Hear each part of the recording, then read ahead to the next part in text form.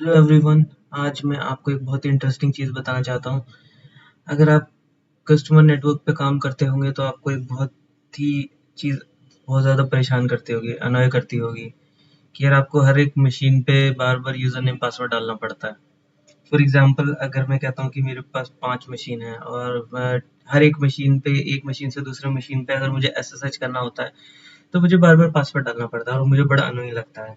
या अगर मैं कोई स्क्रिप्ट लिखता हूँ तो स्क्रिप्ट के अंदर मुझे वो पासवर्ड सेव करना पड़ता है। तो आज मैं एक बहुत अच्छी ट्रिक आपको बताने जा रहा हूँ जिसकी हेल्प से आप अपने सर्वर्स के बीच में एक सर्वर से दूसरे सर्वर के बीच में जो लॉगिन है उसको पासवर्ड लेस कर सकते हैं। जैसे कि मैं आपको अगर दिखाऊँ कि अगर मेरे पास सर्वर्स हैं, अगर मैं यहाँ से पिंग करता हूँ आपको दिखाता हूँ 192.168.1.10 ये मेरा एक सर्वर है। ठीक है, देन अगेन मेरे पास एक और आईपी है। देन मेरे पास वो एक और आईपी है दैट इज 100 और मेरे पास एक और आईपी है 101। तो आप देख सकते हैं मेरे पास 4 सर्वर है और अगर मैं इन सर्वर्स पे लॉगिन करना चाहता हूँ तो क्या होता है अगर मैं इस पे लॉगिन करता हूँ तो ये मुझसे पासवर्ड मांगेगा। अब आप देखो ये मुझसे पासवर्ड मांगता है। अगर मैं इसको करता हूँ किसी दूसरे आईपी के लिए तो ये यहाँ भी मुझसे पासवर्ड मांगता है। अगर मैं सिमिलरली बाकी के 2 आईपीज़ के लिए करता हूँ तो ये हर जगह मुझसे पासवर्ड मांगता है। तो अगर मैं सिस्टम एडमिन हूँ तो मैं ये चाहता हूँ कि मैं जब भी एक मशीन से दूसरे मशीन में एसएसएच करूँ तो वो मुझसे पासवर्ड नहीं मांगे। तो इसके लिए मुझे क्या करना चाहिए? बहुत अच्छी एक तरीका होता है इसके लिए। आपको पासवर्ड लेस लॉगिन बनाने के लिए सबसे पहले आपको क्या करना पड़ता है? गोल्डन रूल याद करना पड़ता है। Source and destination, source and destination. Source IP, source user, destination, destination IP. मतलब ये कि मेरा जहाँ से जिस मशीन से मुझे एसएसएच करना है उस मशीन की आईपी, जिस मशीन जिस यूजर से मैं एसएसएच कर रहा हूँ वो मेरी आईपी, देन जो मेरा टारगेट नोड है जहाँ मुझे जाना है उसकी आईपी और वहां पे मुझे किस यूजर से लॉग इन करना है। तो ये 4 चीजें आपको बहुत अच्छी तरह याद करनी है। गोल्डन रूल, आपकी अपनी अपना आपका अपना आईपी, आपका यूजर आईडी, डेस्टिनेशन जहाँ आप जाना चाहते हैं और उसकी आईपी। तो अब हम क्या करते हैं, इसके लिए बहुत अच्छा तरीका होता है। आपको एक की जनरेट करनी होती है अपने सर्वर की। तो जो क्लाइंट होता है जो सर्वर से कनेक्ट करेगा वो अपनी की जनरेट करेगा और सर्वर को स्टोर कर देगा। तो नेक्स्ट टाइम क्या होगा कि जब भी क्लाइंट और सर्वर से लॉगिन करने जाएगा तो सर्वर ये देखेगा कि मेरे पास ऑलरेडी इसकी की एडेड है तो वो उसे पासवर्ड नहीं मांगेगा, वो उसको डायरेक्टली अलाउ कर देगा। तो ये कैसे होता है मैं आपको करके दिखाता हूँ।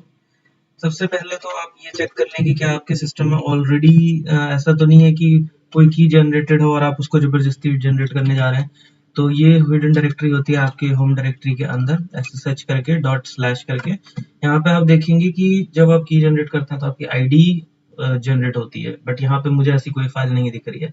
इट मीन्स कि इस पर्टिकुलर यूजर के लिए इस नोड पे कोई भी सर्टिफिकेट जनरेट नहीं हुआ है कभी भी। अगर होता तो मैं उसको रीयूज कर लेता। तो लेट्स सी। तो कमांड होती है ssh हाइफन कीजन।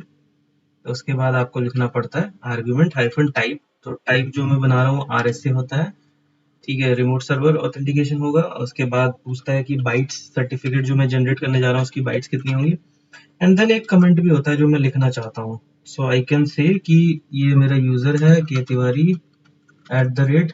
ये मैं एक फॉर्मेट फॉलो करता हूँ, ऐसा कुछ नहीं है। कमेंट है, hyphen C is just a comment कि मैं ये चाहता हूँ कि जब सर्टिफिकेट जनरेट हो तो उसमें कोई कमेंट डाल दें जस्ट आइडेंटिफिकेशन के लिए, और कोई रीजन नहीं है। तो यहाँ मैं बोलता हूँ यूजर, जो मेरा यूजर है एट द रेट क्लाइंट। तो ये पता लग जाएगा कि ये क्लाइंट का ये यूजर है जिसका ये सर्टिफिकेट है। तो आप देखोगे तो ये बोलेगा जनरेटिंग। ये पूछता है कि किस पाथ में आप इस सर्टिफिकेट को रखना चाहते हैं। आप ये डिफ़ॉल्ट फ़ोल्डर होता है, आप चाहे तो उसको चेंज कर सकते हैं। मैंने बोला डिफ़ॉल्ट। अभी पूछते हैं कि आपको सर्टिफिकेट पे कोई पास फ्रेज़ अलग से लगाना है एक्स्ट्रा सिक्योरिटी की? मैंने कहा नहीं, एम्प्टी। बिकॉज़ अगर मैं पास फ्रेज़ लगा दूँगा तो जब भी इस सर्टिफिकेट को कोई यूज़ करेगा तो उससे वो सेम पास फ्रेज़ पूछा जाएगा। तो ये आपका एक सर्टिफिकेट जनरेट हो गया। अब आप यहाँ पे देखेंगे ls-lrth। यहाँ पे आप देखेंगे कि id_rsa.pub and id_rsa 2 certificate generate हो गए हैं। बट ये सिर्फ जनरेट हुए हैं। अभी सेकंड स्टेप क्या करना होता है, हमें इसको अपने टारगेट सर्वर पे, जिस डेस्टिनेशन सर्वर पे मैं जाना चाहता हूँ उस पे ये की को कॉपी करना है। तो की कॉपी करने का बहुत अच्छा तरीका होता है ssh हाइफन कॉपी आईडी।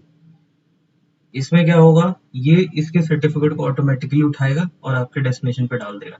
अब आपको ये बताना है कि डेस्टिनेशन सर्वर पे आपका यूजर क्या है जिससे आप लॉगिन करना चाहते हैं। तो अगर मैं बोलता हूँ कि डेस्टिनेशन पे मेरा यूजर सेम है, @ और डेस्टिनेशन की आईपी हम लिखते हैं 192.168.1.10।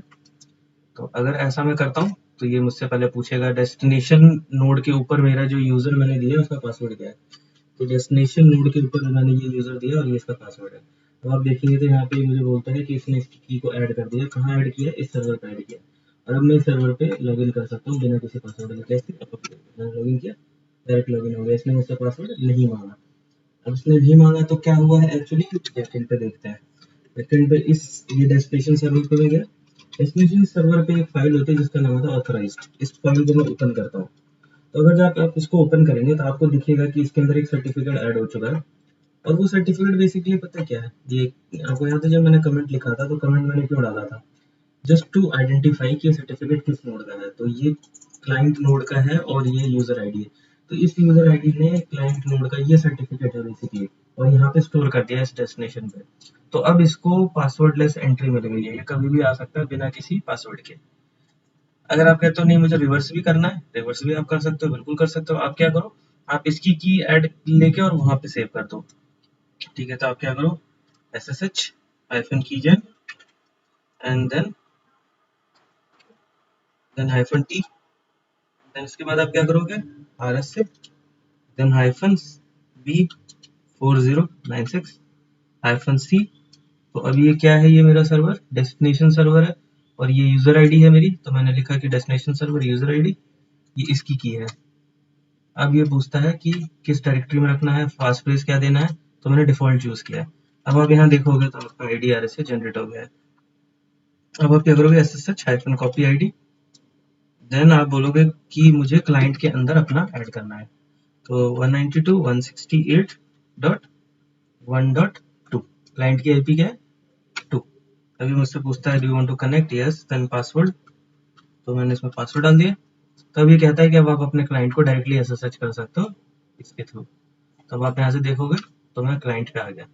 तो अब मेरा जो लॉगिन है, अगर आप देख सकते हो ये मेरी क्लाइंट। अब मैं यहाँ से डायरेक्टली SSH कर सकता हूँ बिना पासवर्ड के। इसने मुझसे पासवर्ड नहीं मांगा। सिमिलरली मैं यहाँ से भी SSH कर सकता हूँ वापस क्लाइंट को। तो मैं एक दूसरे को लॉगिन कर सकता हूँ बिना किसी पासवर्ड के। तो इस अमेजिंग तरीके की हेल्प से आप अपने दो सर्वर्स के बीच में पासवर्डलेस लॉगिन बना सकते हो। इसका फायदा क्या है, इसके बहुत फायदे होते हैं। देखो, इसके लिए मैं आपको एक एग्जांपल दिखाता हूँ। उसके लिए मैं क्या करूँगा, मैं रूट से लॉगिन करता हूँ।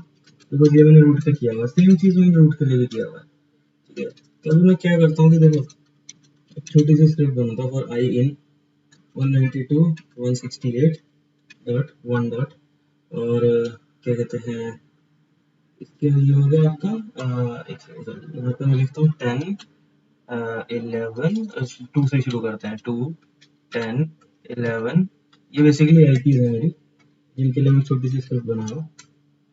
और यहाँ पे मैं लिखता हूँ डू एको $i मैं भी नहीं लिखता, मैं लिखता हूँ 192.168.1. यहाँ पे मैं लिखता हूँ $i एंड देन SSH।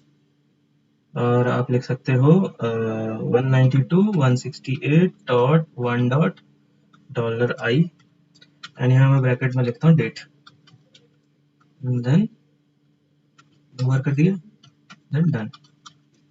तो अभी देखो क्या होगा, ये मुझसे पासवर्ड मांग रहा है। Okay, root 1 2 3। बेसिकली मैंने इस नोड के लिए किया नहीं है ना, इसलिए। तो देखो फायदा क्या हुआ। अच्छा, चलो मैं इसको हटा ही देता हूँ 2 वाले को, मैंने 2 पे ऐड नहीं किया हुआ इसलिए आ रहा है। तो डेमोन्स्ट्रेशन पर्पस के लिए दिखा देता हूँ। देखो, बिना पासवर्ड के मैंने रिमोट नोड पर डेट कमांड चलाई और मुझे आउटपुट मिल गया। ऐसे ही मैं काम करता हूँ uname -a। तो अभी ये मुझे सारे नोड्स के होस्ट नेम दिखा रहा है। अब आप देख सकते हो यहाँ पे कि ये फायदा होता है पासवर्डलेस लॉगिन का। आप कुछ भी कमांड चला सकते हो। अगर आप बोलते हो कि मुझे डेट कमांड चलानी हो गया, डेट होस्ट नेम CTL, तो अगर मैं ये कमांड चलाता हूँ तो देखो तो सारे जितने भी नोड्स हैं सब पे जाके ये कमांड चल गई। और ये हुआ है आपका पासवर्डलेस लॉगिन से। तो पासवर्डलेस लॉगिन का ये फायदा होता है कि आप मल्टीपल स्क्रिप्ट चला सकते हो बिना सर्वर पे लॉगिन किए। उन नोड्स पे आप कोई भी स्क्रिप्ट चला के ऐसा काम कर सकते हो। तो बहुत ही यूजफुल एंड इनोवेटिव है। मुझे लगा आपके साथ शेयर करना चाहिए, इसीलिए मैंने एक छोटा सा सेशन बना दिया। थैंक यू, आपका दिन शुभ हो, फिर मिलते हैं।